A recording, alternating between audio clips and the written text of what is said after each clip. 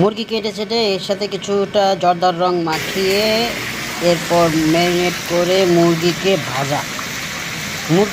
ডুবা তেলে ভাজছি। এরপর কিছু বেরেস্তা করে নিলাম। কিছু বেরেস্তা, মুরগি ভাজা হচ্ছে একদিকে, বেরেস্তা আরেকদিকে।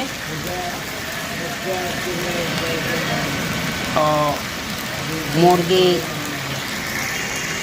বেশি ভাজলে আবার এই মুরগি শক্ত হয়ে যাওয়ার সম্ভাবনা। এরপরে এই আস্ত মুরগির গ্রেভি তৈরি করা, এর জন্যে দারুচিনি, এলাচ, তেজপাতা, প্রয়োজন মতো পেঁয়াজ, সেই সাথে আরও যে সমস্ত উপকরণ রয়েছে যেমন রসুন বাটা, আদা বাটা,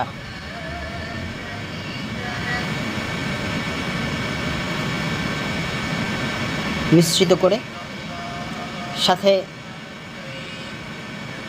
আরও যে সমস্ত মশলা রয়েছে তা যোগ করা।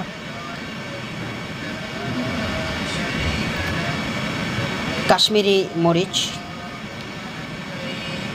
জিরা গুঁড়া, শাহি জিরা গুঁড়া,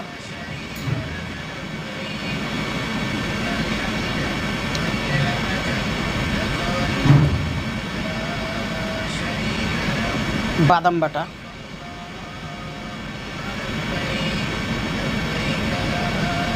টক দই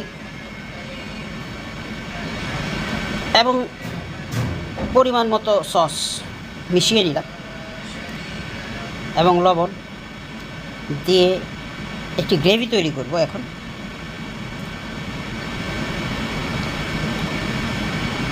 চাইলে কেউ চিনিও অ্যাড করতে পারে।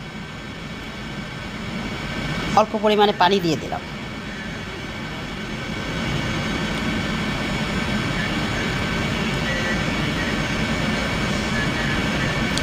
গ্রেভি তৈরি হয়ে যাচ্ছে।